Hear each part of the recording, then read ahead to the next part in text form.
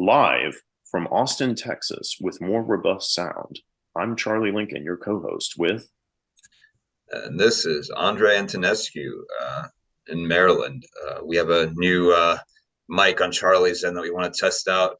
Uh, Here we are, live from Austin, Texas, ready to talk to you about Dumezilian trifunctionalism and the anthropological theories of Indo-European societies and linguistics.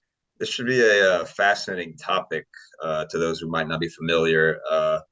Basically, um, a French social scientist who posited he's a sort of mythographer of sorts who studied like the myths of these ancient cultures, and he found several um, commonalities across all of these cultures that had languages derived from a common language that they think was spoken somewhere in what is now southern Russia and eastern Ukraine, north of the Caucasus region.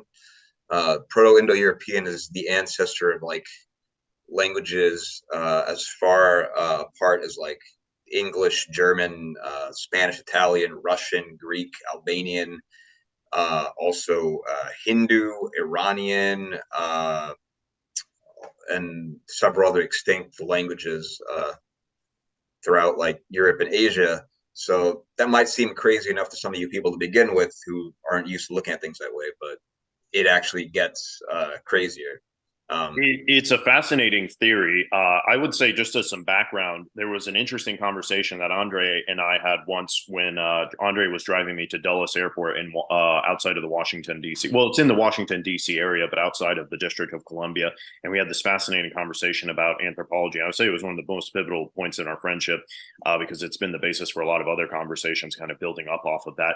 But it's interesting to kind of explore Dumezilian trifunctionalism. Like Andrei alluded to, there's all these theories of like, what is Indo-European? What is Proto-Indo-European? A lot of this kind of comes down to what are the bases of linguistic thought? Where do languages come from? And Georges Dumézil was kind of this French social theorist who was very popular in the 20th century. He actually was a friend and mentor of Michel Foucault, who was another very influential French social theorist that maybe is the basis for another podcast, but basically talked a lot about power dynamics and shifting philosophy, and is actually the basis for a lot of conversations that we have in the modern world today.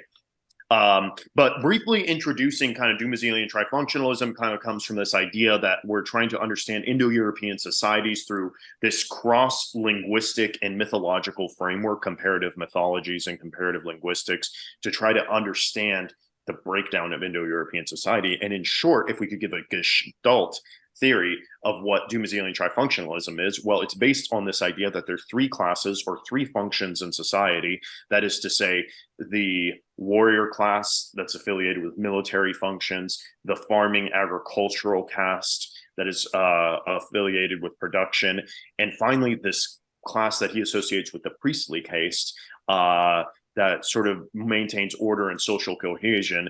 And all these three castes are found all throughout Indo-European society, going back to that border region of modern Ukraine and Russia, but encompassing the Roman pantheon, the Nordic pantheon, the Celtic pantheon, conceptions in ancient Greek mythology, as well as Persian, pre-Islamic, that is to say, like the basis for Persian religions and Zoroastrianism, as well as Hinduism. And the three bases that we want to talk about are basically the priestly case that's dealing with the function of sovereignty, the warrior function that deals with the military and rulers of the military, and the third function, which is where most of the population in Indo-European society functions, and those are the artisans and the farmers and kind of the people who are the largest part of division of labor in an agricultural society. Yeah, and like that third case or class, sometimes I've seen it referred to as just like the commoners in general, like the peasantry, which isn't necessarily derogatory. It just means like the people, the salt of the earth that kind of make up the majority of society. The farmers, the workers, craftsmen. Yeah, I mean, and by no means derogatory at all. And in fact, each one of these classes is absolutely functioning to the totality of society. Without the producers, yes, there is no warrior case, there is no sovereignty. You don't have essential. Yeah. Yeah, without the military, you get invaded. And without the sovereignty, you know that perhaps is the most interesting one. You don't have the social cohesion. There's going to be a breakdown in society because the old gods, new gods won't be coalescing together well. Um, and it's fascinating to kind of look at this comparative analysis and the commonalities of the differences between the Romans, the Norse, the Vedic ideas out there, where this tripartite structure kind of exists, where sovereignty is intertwined with divine authority and divine rulership. You always hear, even in the Ancien regime, which fell apart in 1789 in France, basically you had your sovereignty legitimized through the basis of the priestly case. And then, of course, you have the military. They play a prominent role in maintaining order in society, and they can come in various forms, whether it's the policing force, whether it's the musketeers, as in the actual musketeers that existed, that the Three Musketeers by Alexandre Dumas are based on, or the division of labor, which is the farmers, the artisans, the craftsmen that support the other functions as well and maintain the whole portion. I mean, Yeah. Rome, yeah. Oh, Oh, just saying. So yeah, that we'll touch more upon the idea of the longevity of basically the prevalence of this dynamic as it applied to various Indo-European speaking descended societies, so to speak. And some people, like I said, say it has it goes as far as the French Revolution, Dumézil said. And it'd be interesting to discuss later how much we can see elements of this pop up through both the ancient and medieval, even early modern world.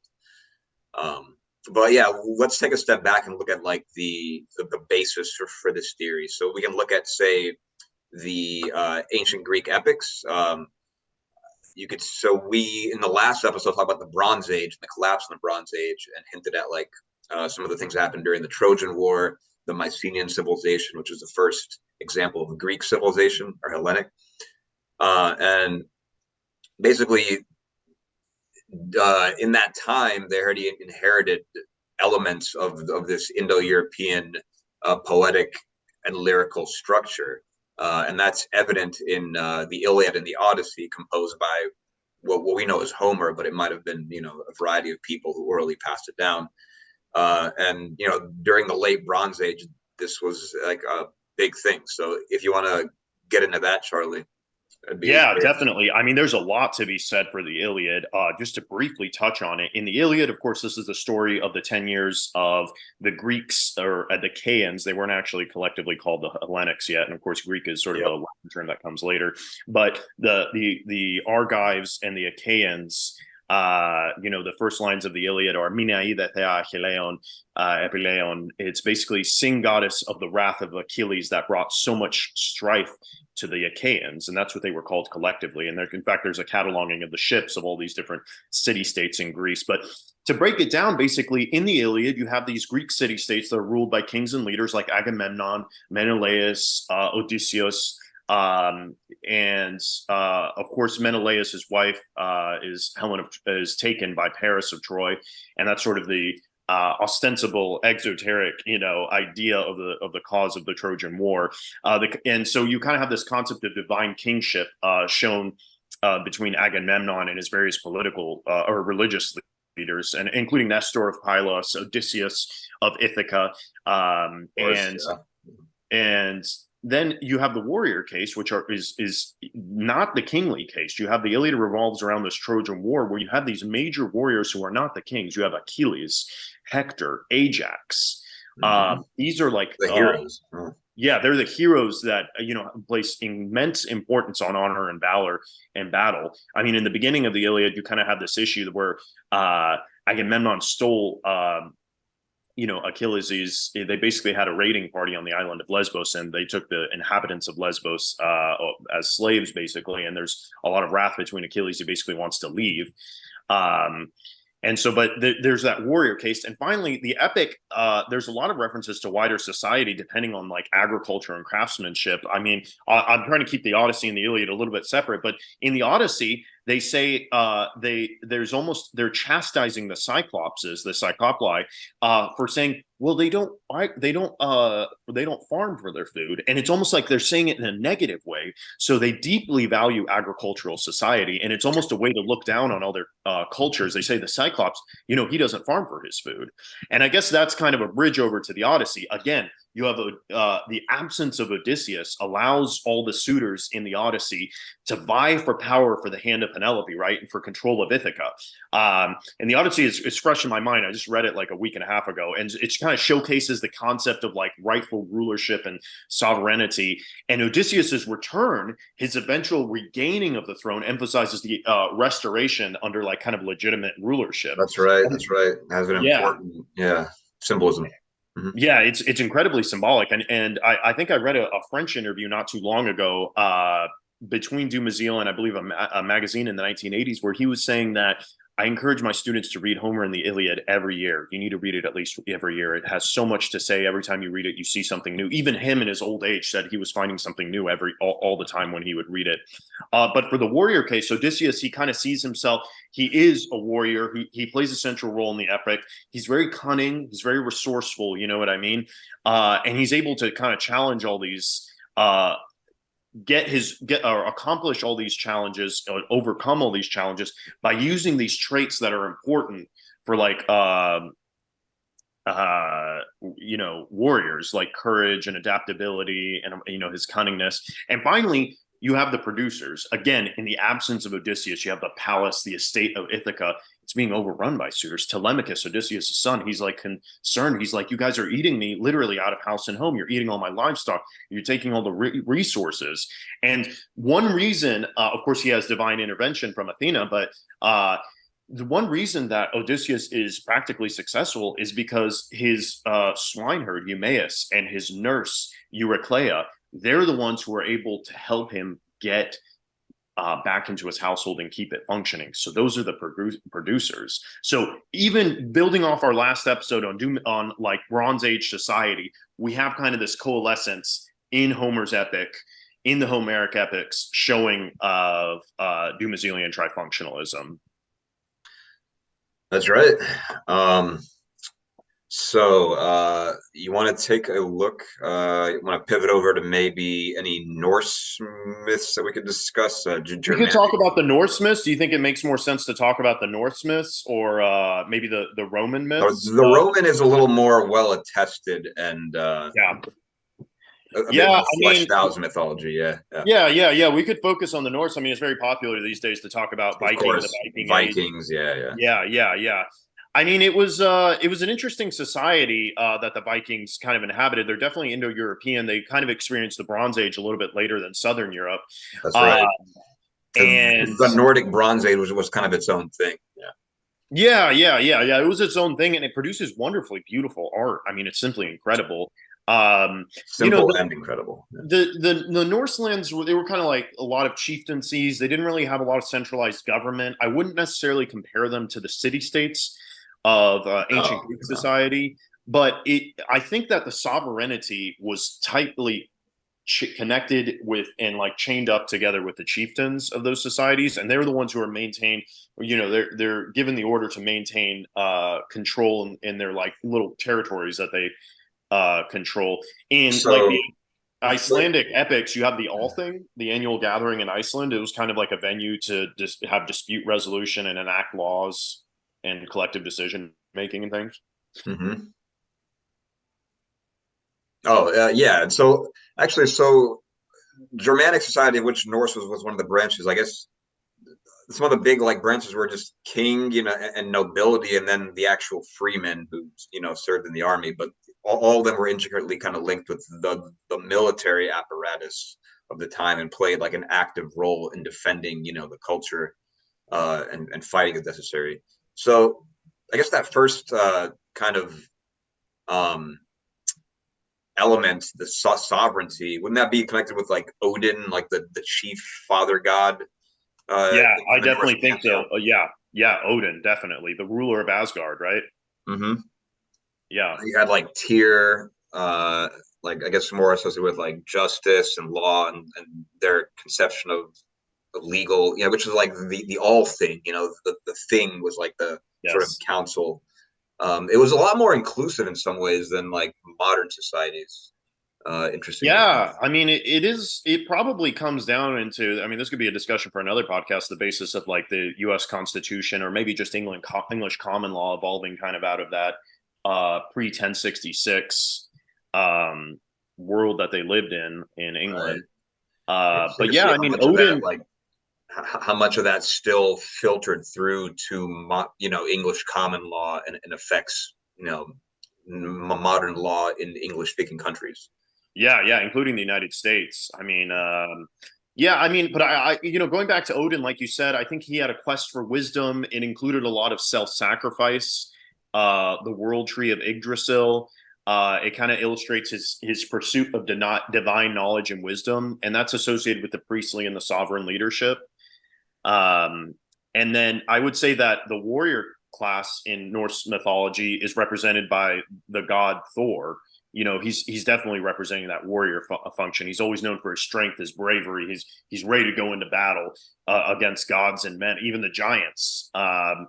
And he's fighting giants and monsters, but he's also protecting the humans and other gods for what they're trying to do in the mythological epics that we get from Norse society. Mm-hmm. And then kind of the corresponding gods for the producers, that kind of agricultural third component, that would be like Freyr and Freya. They're like the twin deities associated with fertility, Was and that they were the kind of Vanir, I believe? yeah, the Vanir. Yes, yeah, yeah, exactly. Yeah. Yeah. The other being the Aesir. It's like we're one of the two groups of Norse gods. Yeah. Yeah, yeah, yeah. And but Freya, perhaps like Aphrodite or Venus in the corresponding Greek and Roman pantheons respectively, they're kind of associated with love and beauty and wealth. um I mean, just kind of like as a mythological example, Freyr's lost, he has a lost sword and it leads to his eventual death during Ragnarok. And it kind of highlights his connection with the deity of fertility and the well-being of the land.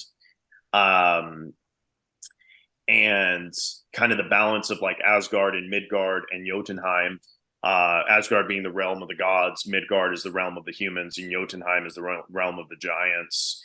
And yeah, I mean, like you said, the Vanir, they're associated with fertility, right? They're associated with prosperity and peace. They're Right. always like depicted as kind of the richer of the, compared to the others. Yeah. And they even have that magical sword, even though it leads to their eventual death. It kind of represents a certain level of abundance. That's right. In addition to these sort of parallels and correspondences, you can also see like a lot of the gods themselves across these Indo-European classic societies seem to have like noticeable parallels. Obviously, Thor and Zeus, and they're both lightning gods. Obviously, they fill somewhat different kind of niches or roles within the pantheon.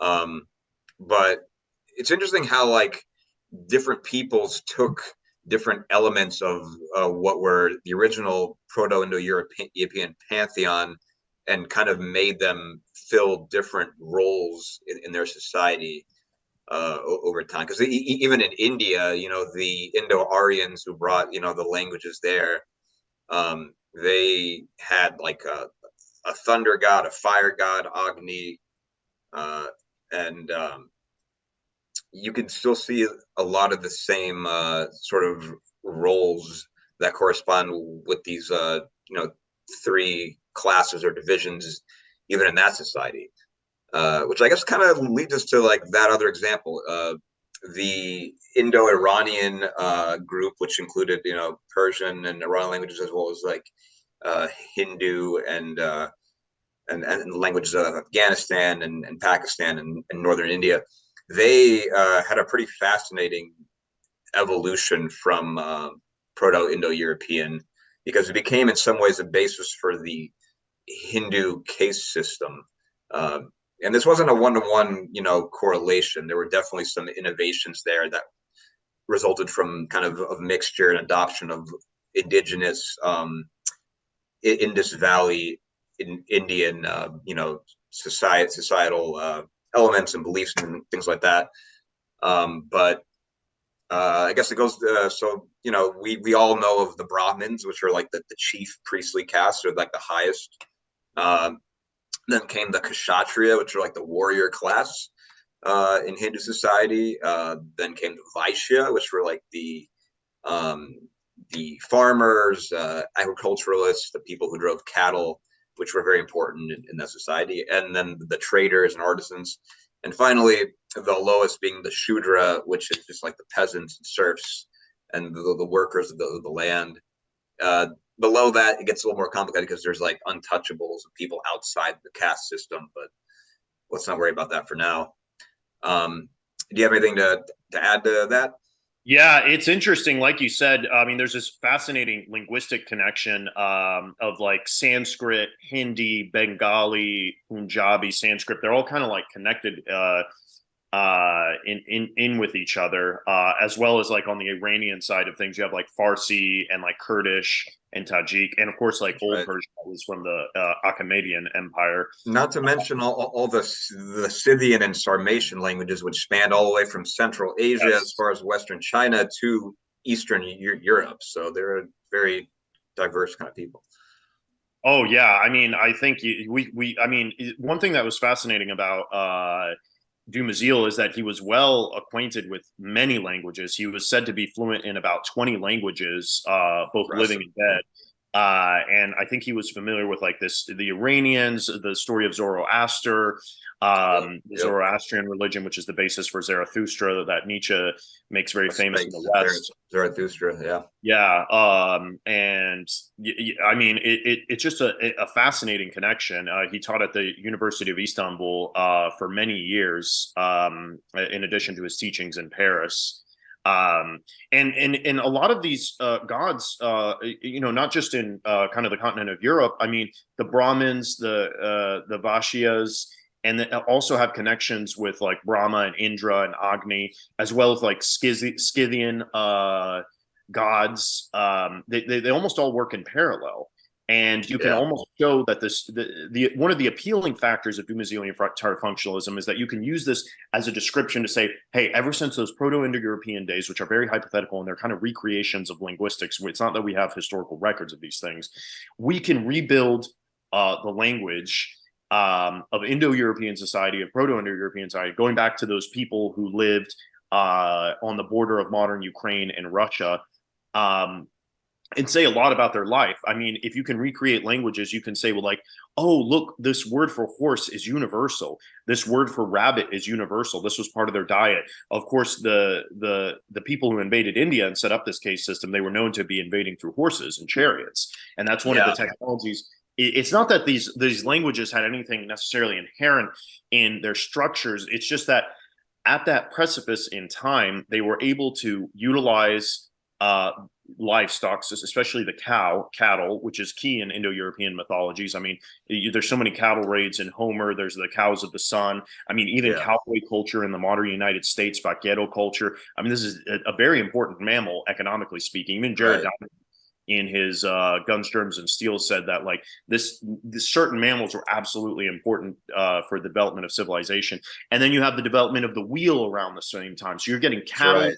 horses, wheel, all around the same time. You have like a super technology compared to other Yeah. people. So to add to that, it's interesting because yeah, like the horse, the wheel, a lot of the words for those are common throughout all these very uh, different languages across Eurasia in that are part of this, which kind of goes back to it shows what kinds of things were important in in these early societies. Um, what's interesting is like the Indo-Europeans themselves were a rather kind of elusive people because we don't have much direct archaeological evidence for them. Um, at the time, you had like advanced civilizations popping up in like Sumeria, in Egypt, and other parts of Mesopotamia, the Indus Valley, even somewhat in China. But the Indo-Europeans were not like a settled civilization, for lack of a better word. They lived on a Pontic steppe and were maybe in some ways semi-nomadic. They started what they think was they called the Yamnaya culture in that same place we talked about in Eastern Europe, and then they spread in different directions. But they spread the success of these people and languages and spreading is attributed to a mixture of maybe, yes, warfare, chariots.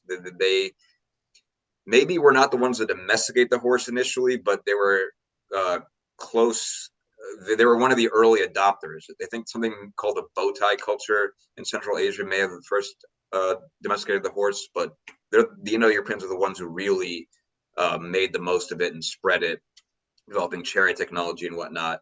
And this also was very important for trade. So there was also a social, it wasn't just them conquering and replacing the old Europeans or other populations in Eurasia. It was them serving as a more attractive model of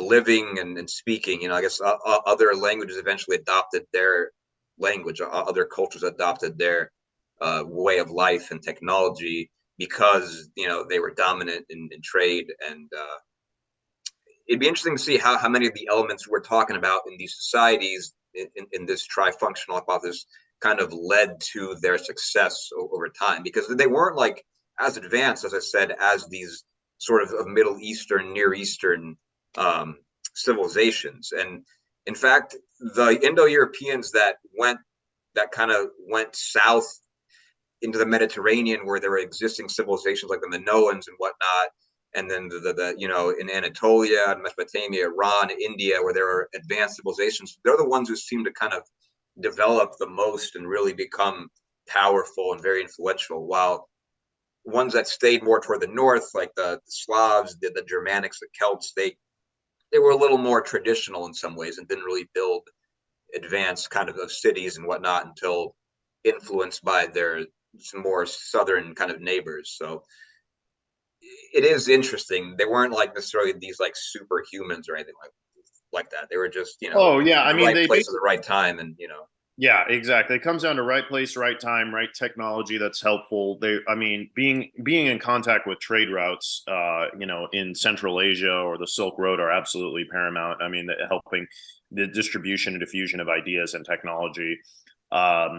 And like you said, we don't have a lot of evidence of kind of these Indo-European Yamnamna culture individuals. I mean, sometimes we can look at pottery. We can look at like kind of the corded pottery, which is kind of like it's the name from characteristic cord-like impressions on the pottery. And you can see how that's diffused through a region. We even talked about that briefly. Right. The corded ware. Mm-hmm. Yeah. And I mean, the corded ware vessels and bowls and breakers and, jars and whatever, they're kind of, they can be the basis for certain things, and you can sort of see how the culture diffused with those. But like you said, we don't really have a lot of written culture from early Indo-European times, and we have to kind of recreate it with theories of how language evolves. And some of these early theories even go back to the Grimm brothers, who were recording stories in early 1800s Germany during the Confederation of the Rhine, under the Napoleonic era, and basically they're trying to figure out the basis for Germanic linguistics. And they had these theories of how like Germanic languages evolved over time. And then if you have a theory of how it's like evolved in our recorded history, then maybe you can work backwards. And that's kind of the basis of working backwards with Indo-European. You're working backwards to try to figure out, oh, now I see how we're fixing things up. Yeah, it's basically, the process of reconstructing. That's what it is. They have no direct attestation of that. It's the process of going back and piecing things together and looking for parallels and kind of building. But yeah, this hypothesis, though, was not only limited to purely Indo-European studies itself directly, but kind of used by other kind of mythographers, anthropologists, historians outside of that, including Claude Levi-Strauss, which is a French sociologist. There's the Romanian Mircea Eliade, who is famous for his work relating to this, and a variety of others. So what kinds of how can this be applied outside of this, and maybe more to medieval? Because I know we're talking about even looking for elements of it in Byzantine society as like an article idea. But you said some of it reached all the way up to the French Revolution until finally that replaced that old kind of model and led to the breakdown of like modern left and right in politics, in some ways conservative and liberal. Yeah. Yeah, I mean, man, that could be a whole nother podcast. I mean, certainly Georges Dumézil in his own writings recognizes that the structure of Indo-European society definitely existed until 1789, which is the fall of the Ancien regime, basically the beginning of the French Revolution. That's And the French right, Revolution, because they had the king, the clergy, and then the third estate, like the rest, right? yes, absolutely. I mean, in the Ancien regime, basically, and you could say maybe this was the genesis of his thinking. They were three estates, and it was the division of the classes of society. Of the first estate, which is the clergy and basically the bishops and the Catholic Church. The second estate, which is the nobility, the aristocracy, those who are noble by birth, and then the third estate is kind of this wider range of like peasants, laborers, and maybe the thing that was changing around the 1780s. Now, those people are turning into wealthy merchants, which may have more money than the nobility. Um, so, and then they were all kind of tied together through this absolutist monarch that had, divine recognition from God and had a mandate from God to kind of carry these things out. So, I mean, there's a lot to be said for that. I know that you and we had been discussing, well, can we apply this theory of Byzantine society to the structure of Indo-European society? I mean, the Byzantines had like a religion was absolutely important, like the lives of the saints, hagiography, hagiography in English.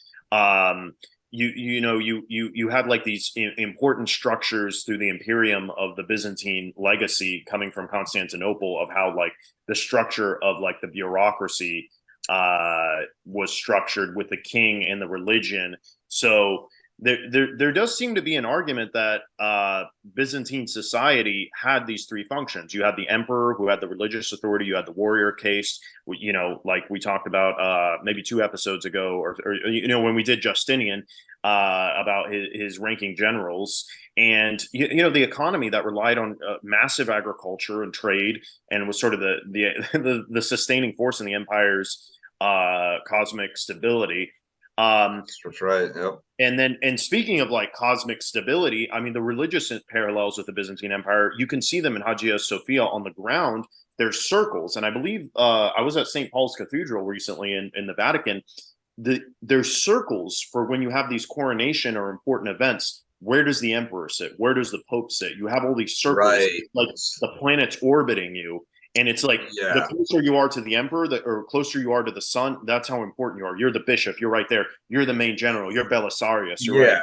So there Uh, was basically a lot of stratification, and Byzantine society was deeply conservative, and court ritual is a very important part of life in Constantinople. And they maintain these, just what some saw as archaic traditions going back to Roman times, still, in the Middle Ages. And that was almost a way of like gatekeeping and keeping people, they kind of knew like where their role was relative to others. And um, you could say, yeah, so some of these old things are still maintained in that form, um, even thousands of years after the time of the Indo-Europeans. So, and it the, may the, represent just deep structures in the mind. I mean, one of my research goals is, I mean, I'm seeing it everywhere, and you don't want to fall susceptible to numerology, but trying to see it in the U.S. Constitution, which is again finalized. It was drafted in 1787, defended and debated in 1788 through the Federalist Papers and various debates, along with the Anti-Federalists who opposed it, and then in 1789 it was fully in effect.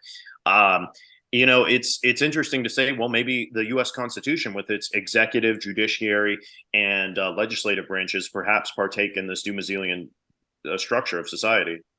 that's a hot take if I ever heard one, but it's you I've could heard defend. hotter takes that it could apply to Mayan society.